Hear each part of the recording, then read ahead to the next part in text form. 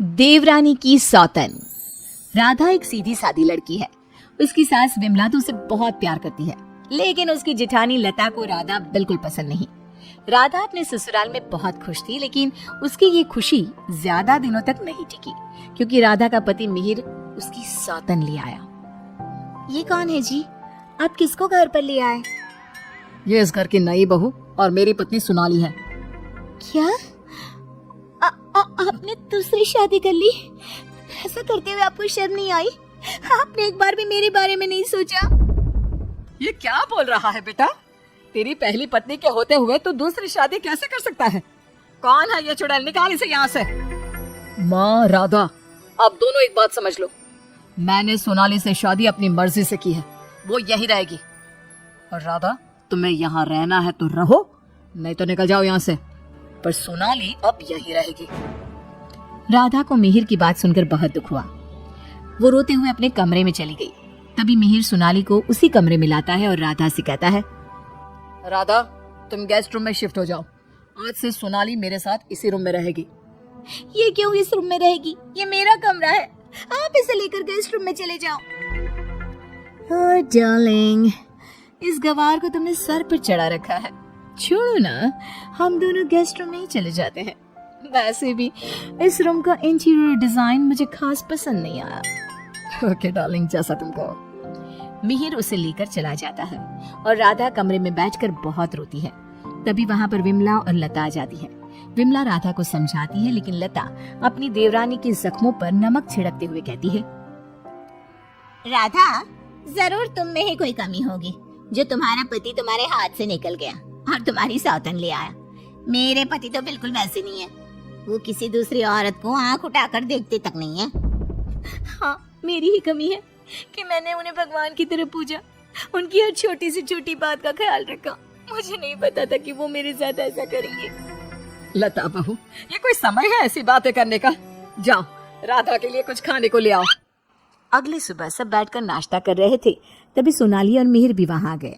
सोनाली कहती है, डार्लिंग, क्या यहाँ रोज इतना ही ऑयली ब्रेकफास्ट बनता है? मुझे इतना ऑयली खाने की आदत नहीं। सुबह कुछ हेल्दी फूड खाना चाहिए। आज तुम ये खा लो डार्लिंग, कल से तुम जो कहोगी इस घर में वही बनेगा। ओके डार्लिंग, मैं आज तुम्हें अपने हाथों से खाना खिलाऊंगी। सोनाली मिहिर को अपने हाथों से खाना खिलाती है। ये देखकर राधा को बहुत दुख होता है। उसके बाद मिहिर अपने ऑफिस चला जाता है। तब लता सोनाली से कहती है, सोनाली, कैसा लगा तुम्हें अपना ससुराल? अच्छा है, लेकिन यहाँ कोई भी मुझे पसंद नहीं करता। पसंद तो मुझे भी कोई नहीं करता, सब उस राधा के आगे पीछे ही घूमते हैं। चलो छोड़ो इन बातों को, आओ मैं तुम्हें घर दिखाती हूँ। लता सोनाली से बहुत बातें करती है। जब मिहिर घर पर नहीं होता तो दोनों आपस में घंटों बातें करती। लता और सोनाली की नजदीकियां देखकर विमला सोचती है, ये लता बहू हमेशा सोनाली से गुड़ पर चींटी की तरह क्यों चिपकी रहती है? राधा से तो कभी इसने ढंग से बात भी नहीं की।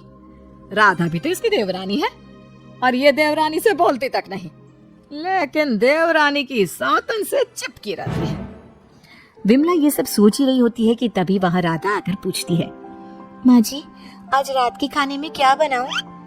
अरे राधा, मुझसे क्या पूछ रही है? अपने पति से पूछ। मिहिर जी। राधा कुछ बोल पाती इससे पहले ही मिहिर बोल पड़ता है, माँ, मैं और सोनाली आज शाम मूवी देखने जाएंगे और डिनर भी बाहर करेंगे, तो आप हमारे लिए कुछ मत बनाना। ये बोलकर मिहिर वहां से चला जाता है। राधा रोते हुए अपनी सास से कहती है, देखा माँ जी आपने, अब ये मुझसे बात करना भी पसंद नहीं करते। ये मेरे साथ ऐसा बर्ताव करते हैं जैसे मैं इस घर में रहती ही नहीं हूँ। अरे ना ना बेटा, रो मत तू। उस सोनाली का जादू इसके सर से उतरेगा ना तो ये फिर से तुम्हारे पास ही आएगा।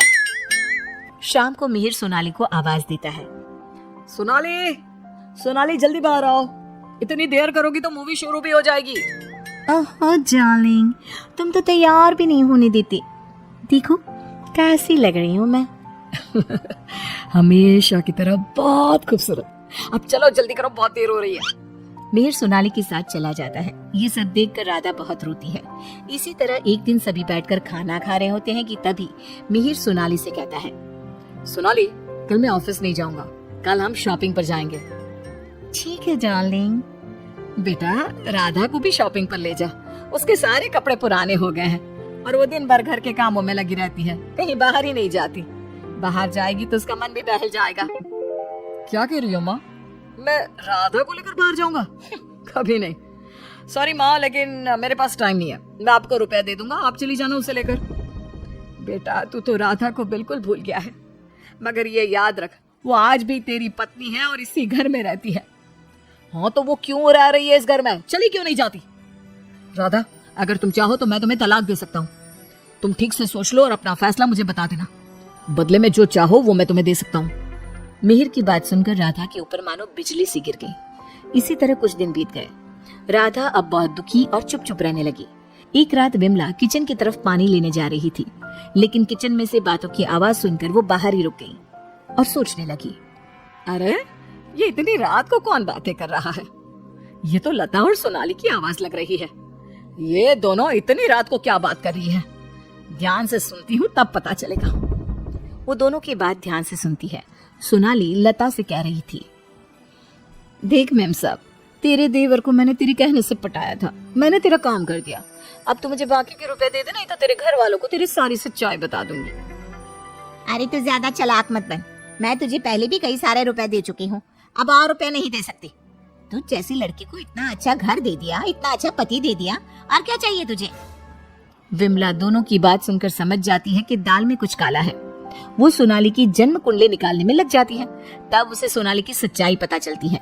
एक दिन विमला सारे घर वालों को बुलाती है और कहती है, मेहर, तुमने सोनाली से शादी कर ली है, ये बात हमारे रिश्तेदारों को भी तो पता चलनी चाहिए ना। मैं तुम दोनों की शादी की खुशी में एक छोटा सा प्रोग्राम करना चाहती हूँ, जिसमें मैं सारे रिश्तेदारों को बुलाऊंगी। सोनाली, तुम भी अपने रिश्तेदारों का नाम और पता बता दो, मैं खुद उन्हें निमंत्रण भेजूंगी।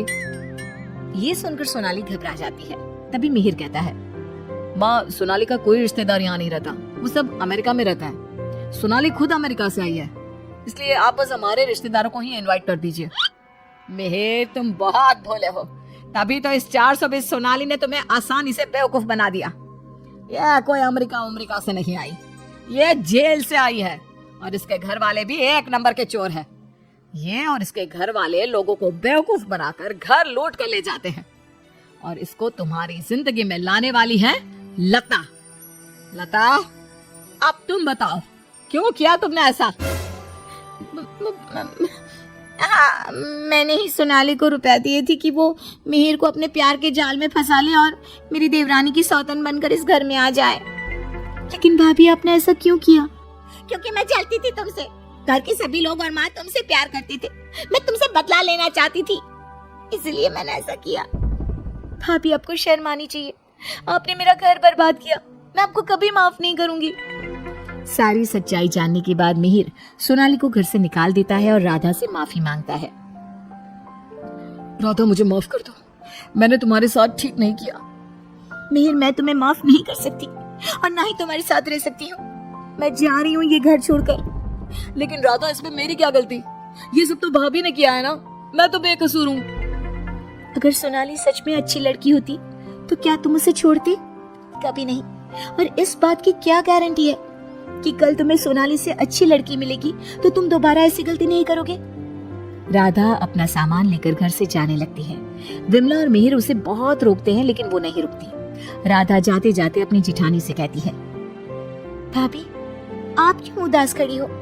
आपने जो चाहा था वो तो पूरा हो गया ना। मैं जा रही हूँ हमेशा के लिए। अब आप ही इस घर की बहू हैं। अब सब आपको ही प्यार करेंगे, बस। तभी लता का पति विकास आ जाता है और कहता है, नहीं राधा, ये इस लायक नहीं कि इसे कोई प्यार करे। लता, तुम अभी इसी वक्त इस घर से निकल जाओ। मैं तुम्हें एक सेकंड भी यहाँ बर्दाश्त नहीं कर सकता। अगर मैंने तुम्हें इस घर में जगह दी तो न जाने कल तुम हमारे ऊपर कौन से दुखों का पहाड़ तोड़ दोगे। लता विकास से बहुत माफी मांगती है, लेकिन वो उसे घर से निकाल देता है। लता को इस बात का पछतावा था कि उसने अपना हंसता खेलता घर बर्बाद कर दिया। ना तो विकास अपनी पत्नी लता को माफ करता है और ना ही राधा अपने पति मिहिर को माफ करती है।